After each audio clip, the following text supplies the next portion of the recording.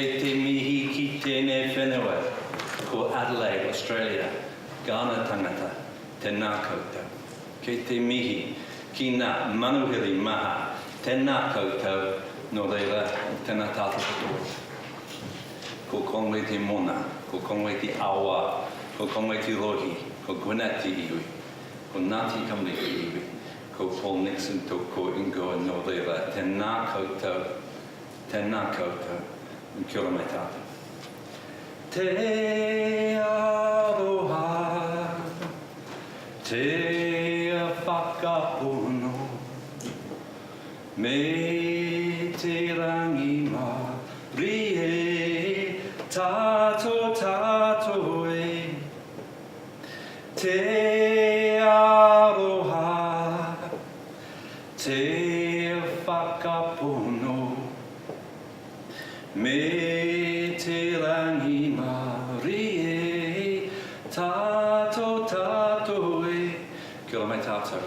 Greetings all. It is really lovely to be here. I'm just meeting to you as people who live and work in this area, honouring the work that you do and the struggles you take on every day. The song Te Aroha is a song of love, truth and hopefulness, so I just sang that little tune for you. Thank you so much for having me. Minister, thanks so much for having me. I'm really delighted to be here today. So lovely to be here and delighted to have a chance to talk to you. I think this is engagement presentation number 15 in 4 days, so it's been a busy but amazing time. I've really enjoyed meeting people and working with people, and fascinating to hear about the work you're doing here and the changes you're trying to make. Always admire people who are working in this work. It's really hard work. It's the hardest work in a way. So very proud and honoured to be amongst you and have a chance just to share some information about what we're doing, some of our ideas from New Zealand, and hopefully some of this will connect with the things that you're doing too. So we're talking about family group conferences and restorative practices and how they work, and something about the context in which we work. We also want to offer a critical appraisal of current child protection systems around the world and the challenges that they present for us working in this space, which of course is a really hard space to work in. So this is a picture of Caris, my eldest daughter. Caris is 19 now, and she's moved to Mexico. She fell in love with a Mexican student, and now she's gone out there, and you can't predict the future, these things happen. Caris is a Welsh name, and it means beloved. And our youngest girl is Rihanna, and Rihanna is 15, and her name means Moon Princess, and she wears a little moonstone around her neck. And the middle one is Hayden. Hayden is a boy. He's nearly 17 now. He's 6'1", and Hayden means he who dwells in a hedge, which is the perfect name for him. So Caris is a very sharp little cookie, and when she was little, she used to ask lots of questions. And my partner, Nikki, is also a social worker. So there's like 3 children growing up in a house with 2 child protection social workers, and some concern about the long-term psychological well-being of children. Anyway, one day Caris said to Nikki, "Mummy, what does Daddy do at work?" And Nick thought about this, and she said, "Well, he tries to help mummies and daddies who are having problems looking after children." So Caris said, "Do you mean like you, Mum?" Kids are great at spotting this stuff. So I thought I'd just kick off with a little story about social work, because one of the things that you learn as a social worker early on is the work is complex and multifaceted. You're often dealing with uncertainty. And often when we look back at cases or situations with great clarity because things have happened and we can see things much more clearly. But at the time, you don't see those things so clearly. There's a lot going on, all the information isn't there, and you're often trying to deal with difficulty, conflict, confusion, anger, terrible sadness, fear. All at the same time, it's hard work, and I really honour and respect the people who do the work. I think it's really hard work. I remember when I was a young social worker, still trained at Nottingham University, I did my last placement in Darlington in County Durham, and we removed this young lad from the family. He was covered in bruises. His father was a skinhead, a very violent guy. And we removed Ian, this child who was 8 years old. And the next day, I got a message, someone's down in reception to see you. And I thought it was Ian. I'd come in with his teacher, but actually it was his dad. And he got into the room with me and he was saying, right, Nixon, which one of these do you want?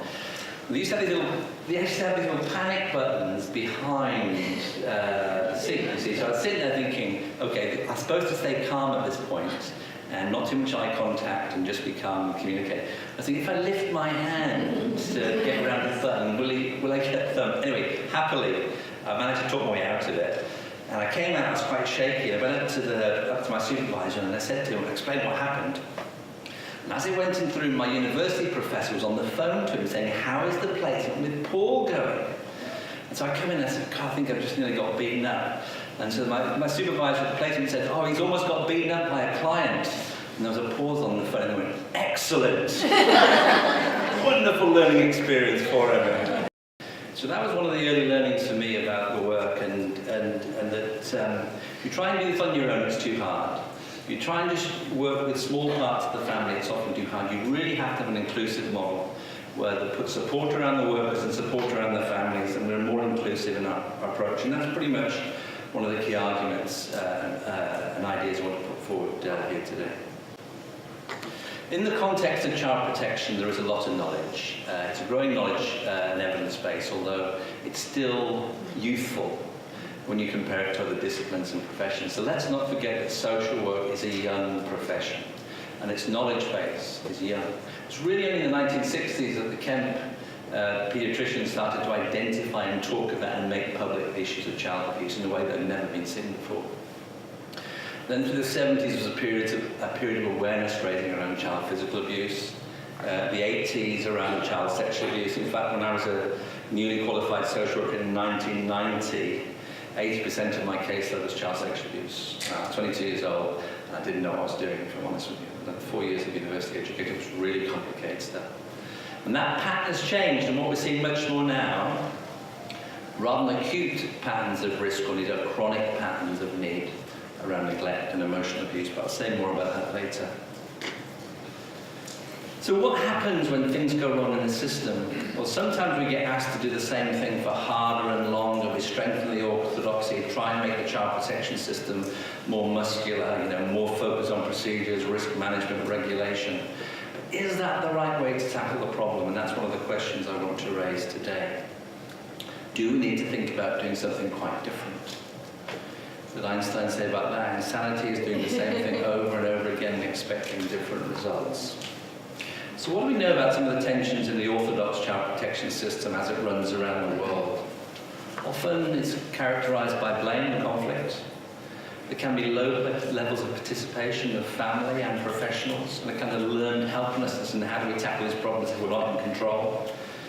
An emphasis of procedures over professionalism. It seems to me that what we need in this work is a space for professionals who are knowledgeable and skilled to work in flexible and relational ways with families and communities to really get change. And many criticisms of the child protection systems in the past is they're driven by procedure too much, with a lack of thought. You can get this diagnostic inflation of risk where everything gets put in the child protection system and you swamp the system and people can't see the woods for the trees. There's so much going on. And it's been touched on this afternoon, and in every system I've ever seen around the world, systems of care get overloaded and trade-offs exist between managing risk and volumes and losing the quality that children need.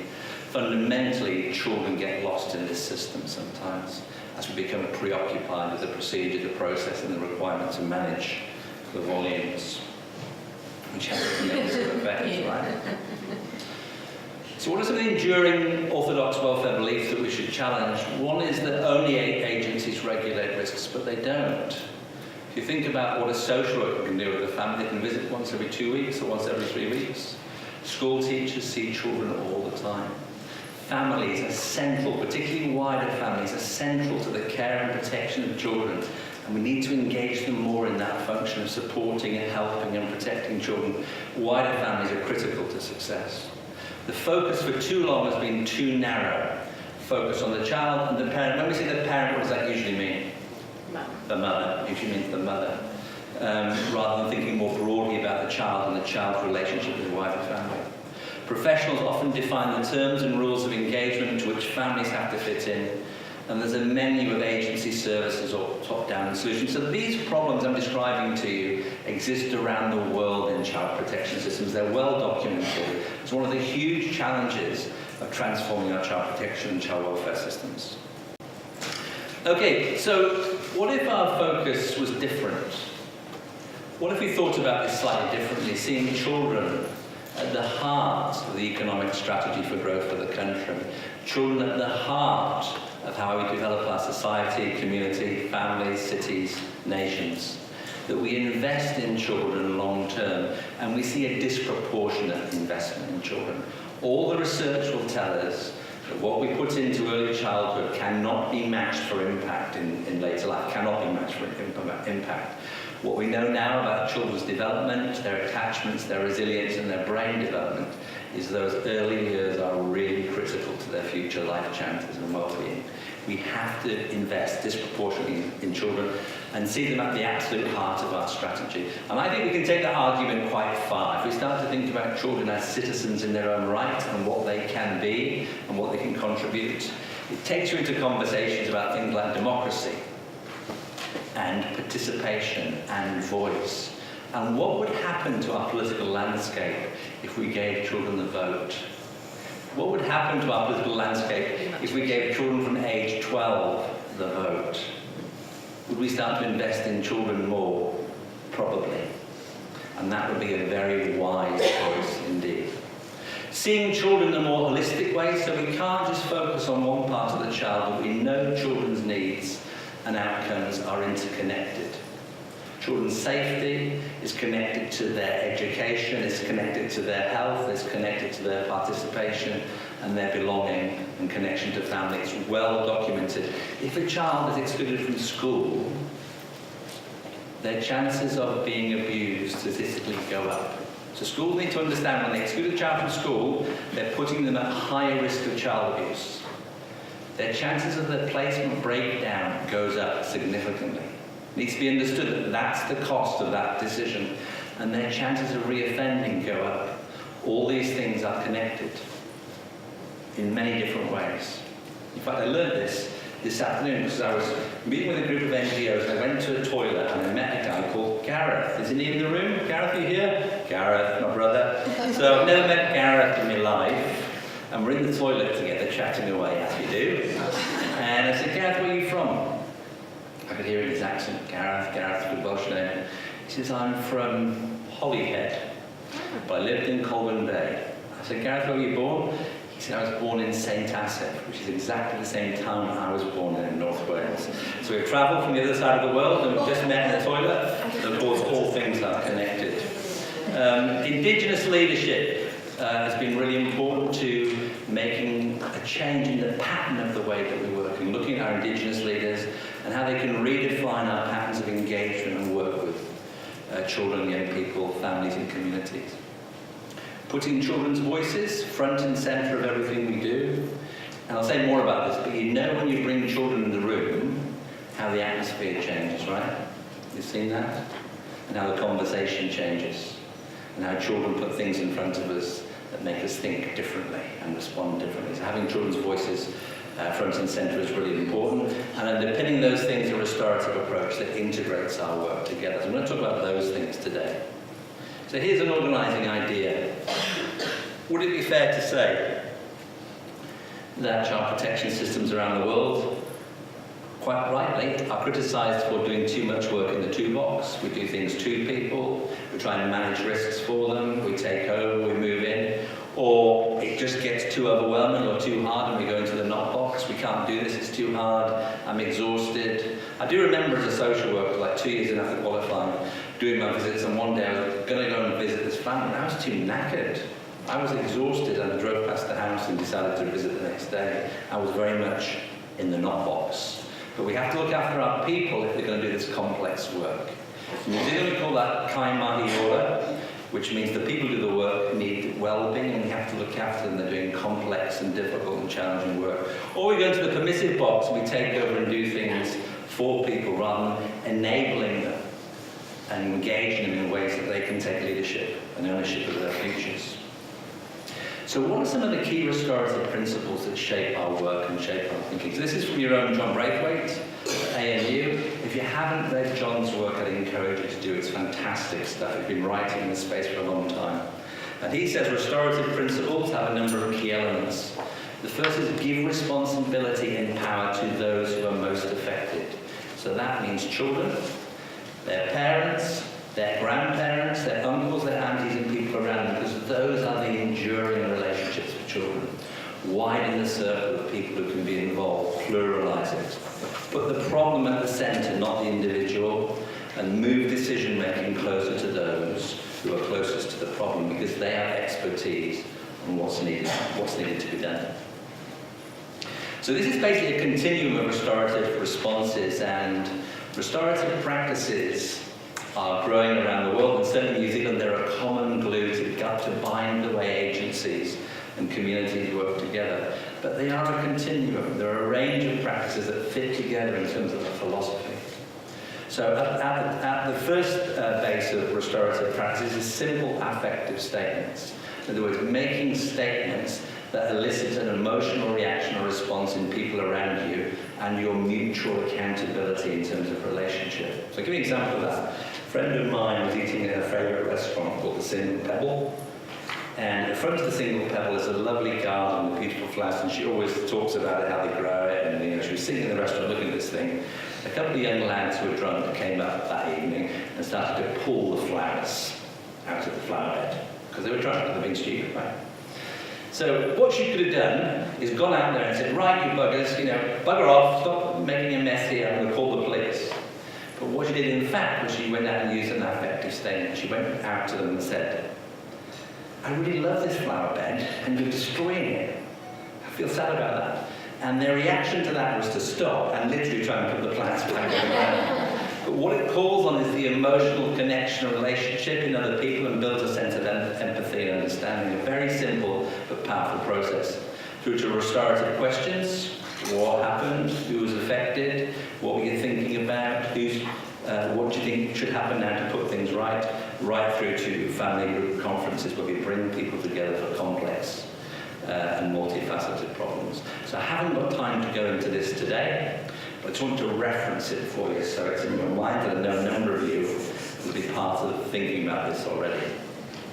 So, put another way, these practices are connected and all parts of a continuum of ways to engage and ways to work and think about how we organise ourselves in ways that allow families, children and communities to take more ownership of decision-making and problem-solving.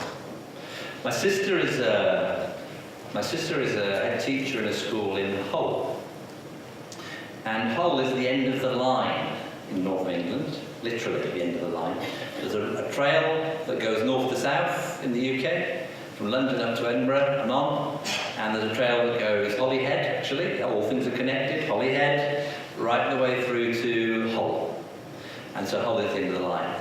And in fact, recently it was voted by the BBC as the worst city in the country. It's a great city, actually, did some growing up myself there. My sister is a head teacher there, and she's a head teacher in Collinwood Primary School. And when she joined the school there, it was in special measures. And she adopted a restorative approach to her work in the school. Now, if you go into the school, what you see is restorative runs through everything that is done.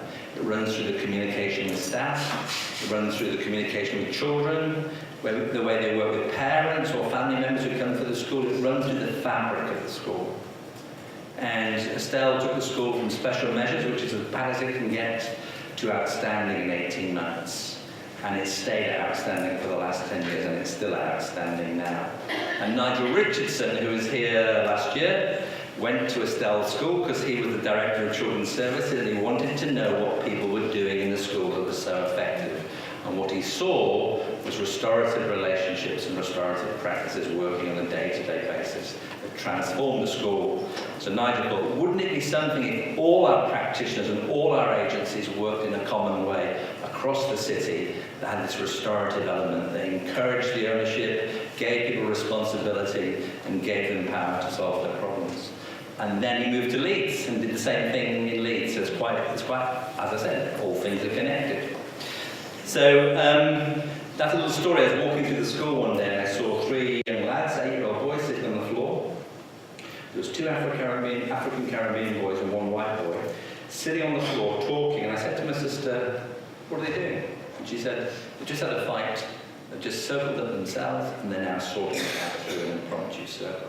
And that is the power of this methodology. You give people the knowledge and the skills, and you build it into the culture of what you do.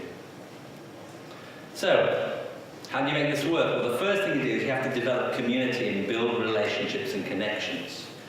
Making sure that we build the social capital around children, around families. Think about your partners, think about your community, your children, your families, and how you build a sense of cohesion through relationships. And secondly, how you then manage conflicts and tensions when they emerge. So 80% is proactive and 20% is reactive. So I want to talk about 3 key ideas relating to that frame I've given you.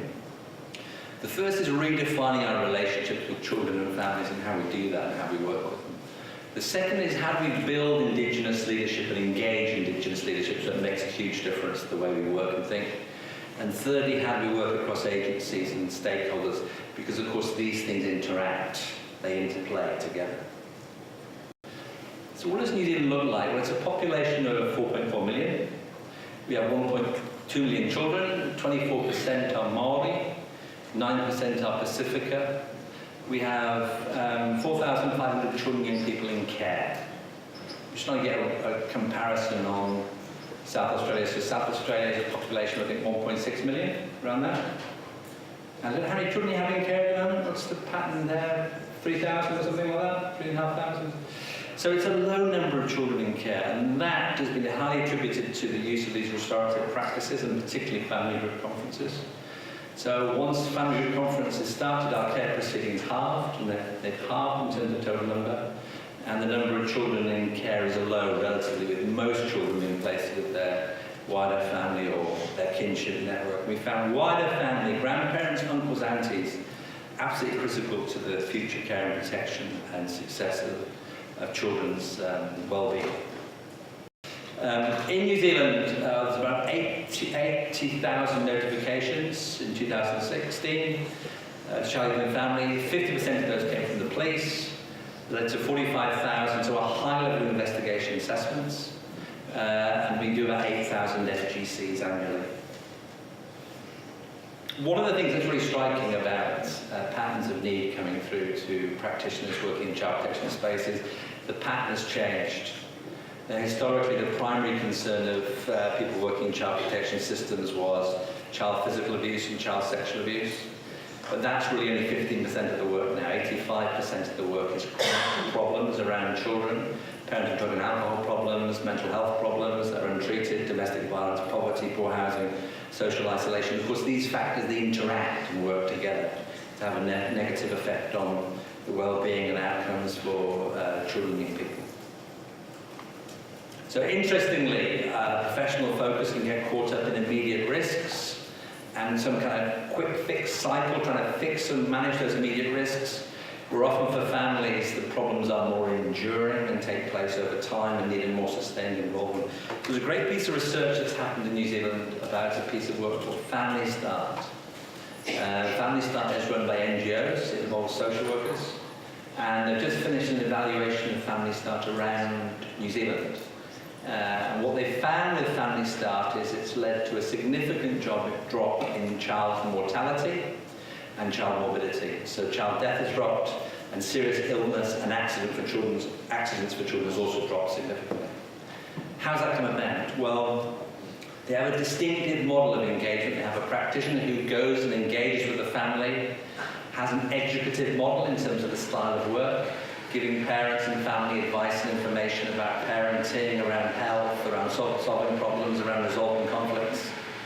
They give families interagency involvement, so there's support around the specific needs of the health needs of the family, and there's regular reviewing of plans to see how they're going, and reflexivity, so they adjust if the plans aren't working well.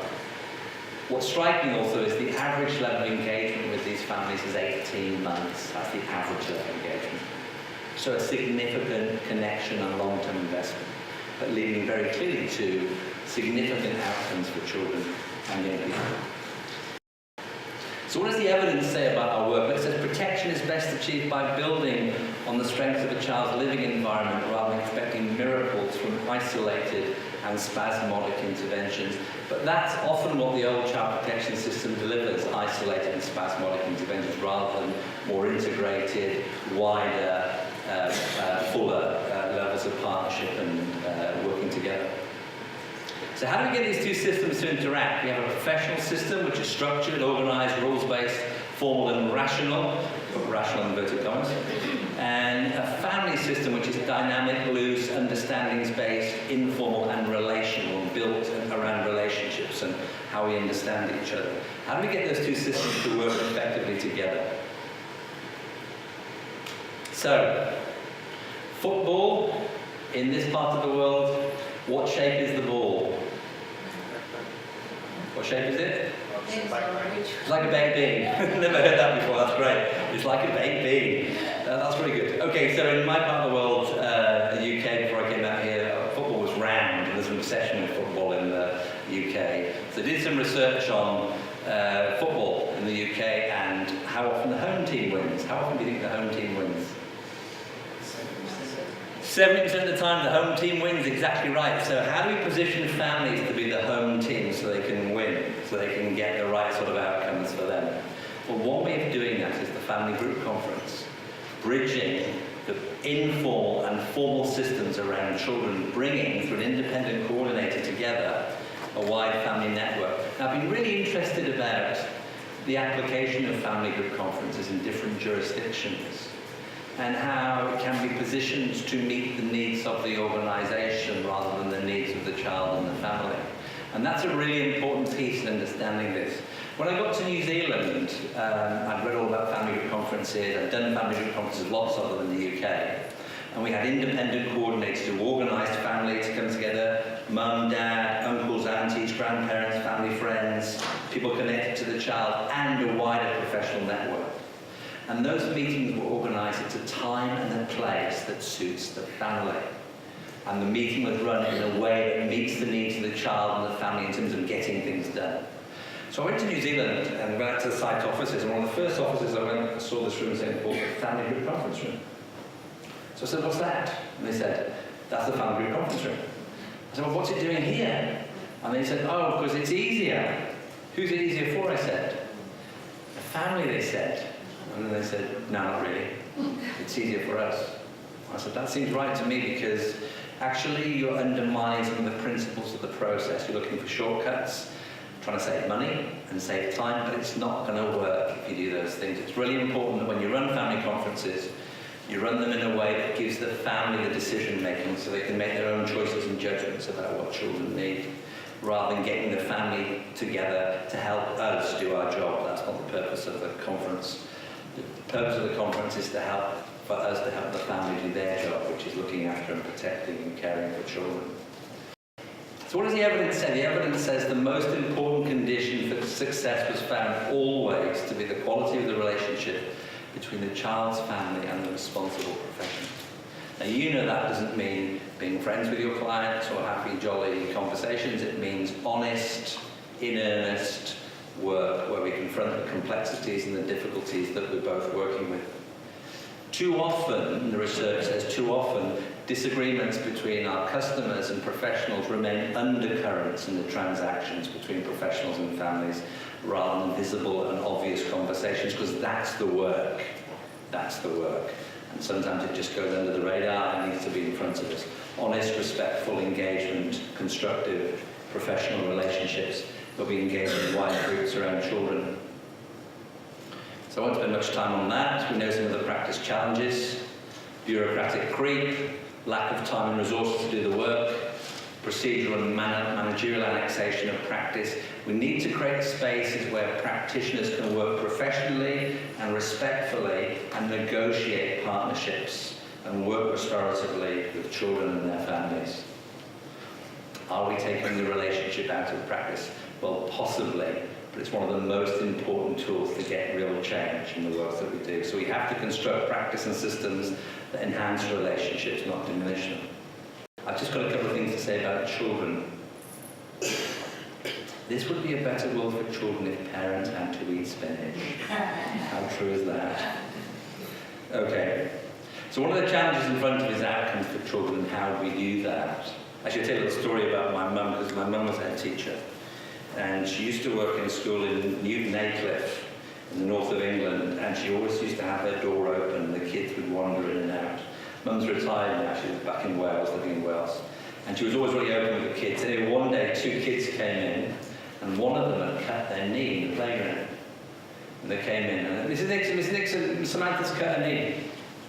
So Mum was on the phone, and she said, well, she should have done this, but I can tell you now because she retired. She said, there's a medical box over there. There's a medical box over there that's got some plasters in, band-aids, plasters. Go and stick one of those on her knee, but make sure you put the gloves on. There's like rubber gloves now, so there's not an infection, so make sure you put the gloves on. So off she went. She said the sim officer was still on the phone, and when she came into the room, Samantha was sitting there on the chair with her cut knee and these gloves on her hands. And her friend had put plasters on her hands. Kids are just fantastic, aren't they? It's a good illustration of how we think we're communicating or we think we're engaging, and we miss the point completely. The same thing about outcomes, really. We talk about outcomes in terms of stability, safety, permanence. But would children use the same language? Like, how would children define and describe these things? What would they say about it? And how do we capture that? There's an increasing emphasis to measure and capture. And how do we capture what children really feel about the outcome? So I think that's a big challenge, but here's my best go at it in a very short space of time. How do you capture that? How do you capture children's feelings and wishes and experiences of our service and relay that back to people in ways that is powerful? And one of the things we've found in New Zealand is elevating children's voices and elevating children's participation, so it's really visible in the organisation. So children are speaking with their own authentic voice about how things should be and how things should change. And I found particularly, getting children, young people in front of ministers, that they listen hard, and children will give them an account of what they think should really happen. So get children involved, get them visible, get their voices heard, and it has a profound effect on the culture of the organisation. When we work with children in these contexts, do we necessarily know what is best for them? Particularly when, or perhaps especially when, we won't be the consumers of whatever decision is made. Children face a kind of double jeopardy when they work with professionals. Firstly, they've got to communicate very complex feelings about what's happened to them and how they think about it and what they want to happen. And secondly, they've got to hope that we understand that and we do the right thing with it. Judy Thoburn's work at East Anglia University showed children trying to guess the right answers to the questions of social workers in order to influence the outcome. Interesting, eh? Rather than feeling that they could influence the outcome, they had to try and guess the right answers to try and influence the outcome. We have anxiety about involving children, but children know what goes on in their families. They know. I remember doing a conference once for an 8-year-old girl, and she'd been sexually abused by her stepfather. He was excluded from the conference, of course, because he'd caused the harm, the abuse to the child, and wasn't to be there because the young girl wanted to be at the conference. And the head teacher was really anxious about this girl being at the conference, saying, I don't think we should be talking about sexual abuse with her there. But of course, she knew better than anybody what that meant. And at that conference, 2 of her aunties also disclosed abuse in the private time of the family discussion. So it just opened up a whole conversation about child sexual abuse, what we need to keep children safe, and what needed to happen. Children's rights and participation, I think, are the future of the organisation. Having children visible and influencing things becomes really important. So how can children be involved and disrupt the orthodoxy of the organisation and ways of doing things? I think the things we can do around involving children in policy design, staff selection. I know some good work's been done here on that, involving children's staff selection, but stuff we did was just get a group of children together and say, here's the job we're trying to appoint to. You can work out some questions and ask the candidates and then give them a score, and that accounted for 30% of the candidates' final score. And kids are great at sussing out adults and if they like kids and if they like to work kids and what they're saying. Kids are magic at it. But also communicated something very strong to the applicant, which is, we're really interested in what children think about you and about the work and who we appoint. Involving children in practice improvements and research development, and of course, give children a vote. Age 12. what's the general thing? If you were to reduce, if you had the power to reduce the age of franchise down and give young people vote, how low would you go? Just shout out some numbers. I'm just curious to know what you think. I haven't got the answers. I'm just curious to know what you think. Yeah. Personally, I think it's the ability of the child. I know that I had a 9-year-old and a 7-year-old, and they were given the right to give voice to their wishes. Yep. When the courts wouldn't allow it. Yeah, interesting. So the child's ability, yeah, very good. What else? Any other views about that? I've got a 7, I've got another 7 at the moment, so... Start high school, yeah, start high school's a good place. I mean, democracy and citizenship is not just the moment you go and vote. Well, that's important. It's how you involve children at every level in decisions of what we do, and it's really, really important thing to do.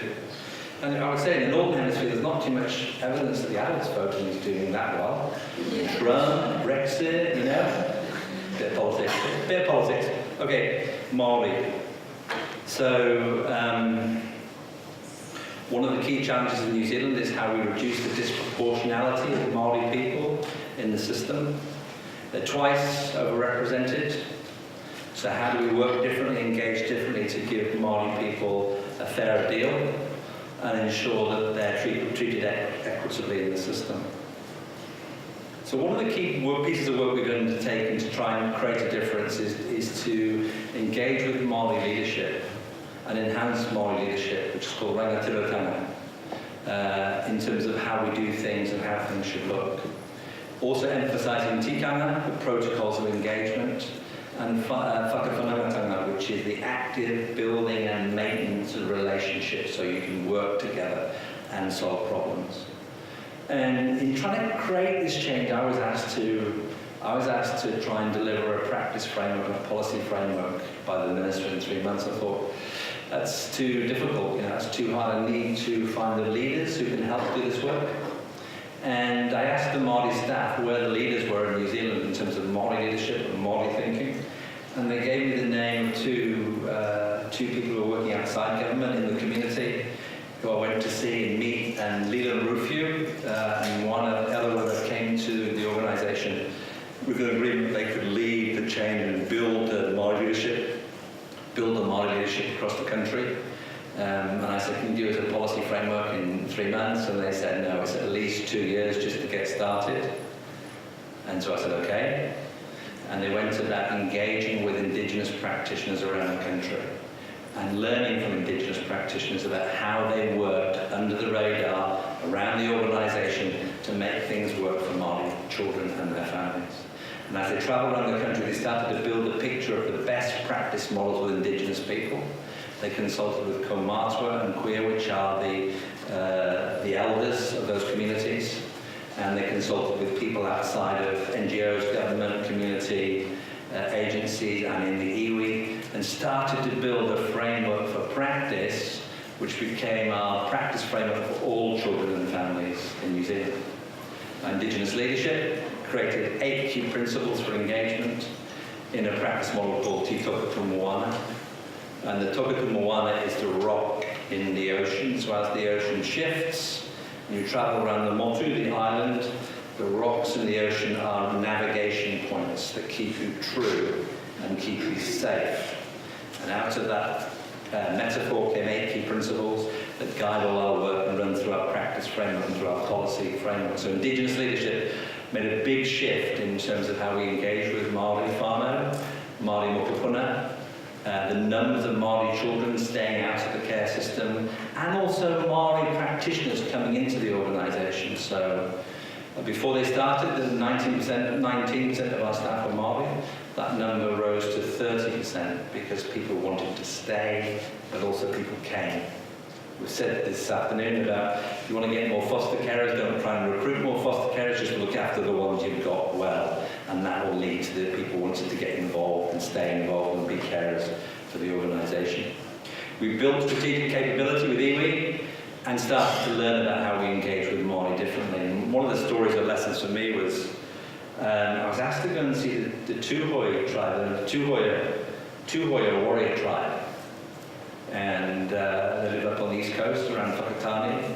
And Taranti, the iwi leader there, called me up and he said, I'd like you to come so we can talk about how we work together. and I want you to come for 2 days. And I said to him, I can't come for 2 days, I'm too busy. And so he said, well, don't come then. I said, okay, I'll come then, I'll come for 2 days. So I got on the plane to Whakatane, got up there, came out of the airport, and there was a white van sitting there, and it was like a game van. So I got in the van, and it's full of these guys, and they drove around the fennel of the land there, and they were showing me beautiful places, rivers, mountains, streams. This used to be ours, this is where our people used to live, it was taken from us by the Crown. Another place, this used to be ours, this land, this mountain, this hill, this river, this was ours, it was taken from us by the Crown. So I spent a day travelling around the country, hearing these stories about the history of this land and the people, and what was broken, what was taken, and what was destroyed, what was smashed up. And we planned to work all of the day for the day 2 to work out how we're going to work together. And by early afternoon, we'd had all our agreements made. We agreed what we were going to do, how we were going to work together, and how things were going to be. And the key thing I learned was you couldn't do day 2 without doing day 1. It's a simple thing, but it's an important thing. Often we make assumptions, we try and do things quickly. You know, I know there's pressure to get this child protection system going quickly here in South Australia. But isn't that exactly the criticism of the practitioners in the child protection system? You do things quickly at the cost of quality. You know, you're rushing to fix things without giving us the quality, and we're in danger of falling into the same trap there. Of rushing to fix something that's actually quite complex and needs time and thought and engagement and consultation. It's really going to work. It's certainly something I've been learning in terms of engaging with Indigenous people, and fantastic leadership from Leela and Moana. My job is just to be trying to clear things out of their way, keep the bureaucracy out of the way, get them resources, clear the space from them, and they've led the whole thing. Because of course they have the expertise and they have the relationships and they have the knowledge. So my job is just to try and walk behind them and clear things as they go and support them in doing that. And there we are, Leela and Moana. Very special people. I encourage you, if you're interested in Indigenous practice, make a connection with them both. Leela was the first PhD Māori social worker in New Zealand, and Moana recently got her PhD. So what does it mean in practice? It means an Indigenous practice framework where we have emphasis on whakapapa, relationships and connections, the use of whānau hui, which are family meetings. We organise early before the family group conferences, getting families together quickly and early in order that they can make plans and decisions for children. Co-facilitated family group conferences alongside leaders from iwi and NGOs running conferences, so they're truly independent people running those conferences. The use of early family group conferences, so we organise families early and get conferences going early to make plans for children. And co-constructing evaluation about the outcomes, so not just our agenda, but working with the iwis to suss out what their agenda is, about what's important and what we should do. Okay, my final piece is about working with agencies and stakeholders. So having a consensus or a new consensus about children being at the heart of the economic strategy of growth for the country, children being the key investment to put time and money and resources in to make a difference to the patterns of the outcomes that they receive. Not just focusing on short-term issues or short-term risks, but really looking at the long-term outcomes and end results for children. Building a shared well-being framework, which we've got, which gets different agencies to work together around the needs of children, seeing children's needs in a much more holistic way, and using Indigenous leadership to guide our work and to shape our work in terms of the focus of how we work and what we do. So this is a really key shift for us in terms of, if you think about the quantum of agencies and partners working around children, how will we organise them most effectively to get the best possible outcomes? There's plenty of them. Well, the first is some kind of common practice framework that we share. We bring together in terms of integrated assessments and integrated plans around children. Conceptually, for me, that's more like understanding those relationships, not as soup. We're not trying to blend all these different groups into one type of practitioner or one type of person, but more like a fruit cake, right? So different nuts and cherries and raisins and whatever else you put in fruit cake that are distinctive, but bound together by some kind of common sponge. And for us, that's restorative practices. So different, distinct contributions, but bound together by common elements. Our research in New Zealand is showing us that it's not a whole number of agencies in mass quantum that makes a difference, but the right agencies and working a quality service. Quality has a bigger impact on the outcome than the number of units, the number of interventions. So quality should be the heart of what you do, because it's highly correlated with outcome. So there's a piece of research I'd encourage you to look at called Pathways to Resilience, where Massey University are tracking 5,000 children over 5 years, so looking at their outcomes, and they're finding that if you give children and their families leadership in the decision making, if you work in culturally responsive ways, if you constantly check back on the plans and how they're working and are reflexive, in other words, you adjust, you change your plan, you work differently, and you keep people engaged, you get good outcomes. A bit like the Family Start model, but a completely different piece of research. And family group conferences is an obvious way of organising family, wider family and community and agencies around decision making for children, not aligned to any one organisation, not the state child protection apparatus, not health, not education, not even NGOs, not belonging to anybody but the child and the family, because it's their meeting and how we organise ourselves around their meeting. So working across the whole system involves strong Indigenous leadership, engaging with children and families, seeing restorative practice as glue, building a common language and understanding about how we work together, but remembering the secret is not in the talking but in the listening. So often we forget that. We have a restorative city where in Wanganui, on the west coast of the North Island, we're trying to get all the agencies in a city to reflect that behaviour at every level. So in their organisations, in their schools, in their community, police, there's a prison there working restoratively. Even the politicians are really engaged in that restorative work. So how do we start to reimagine partnerships? We look at this wide whakapapa, this wide set of relationships and connections around children and young people. Family, schools, community, all part of the picture, working together and working in the with box, working in ways that genuinely encourage, engage, and give people a voice. Finally, children, what do they say? Well, they say these things. They say, know me, help me understand, involve me in decisions, be there for me. Keep me with my whānau, my wider family and my culture. Help me achieve and have fun, and look after my connections to family and friends. Ngāti kia koutou katoa, that's all from me. Thank you so much for listening.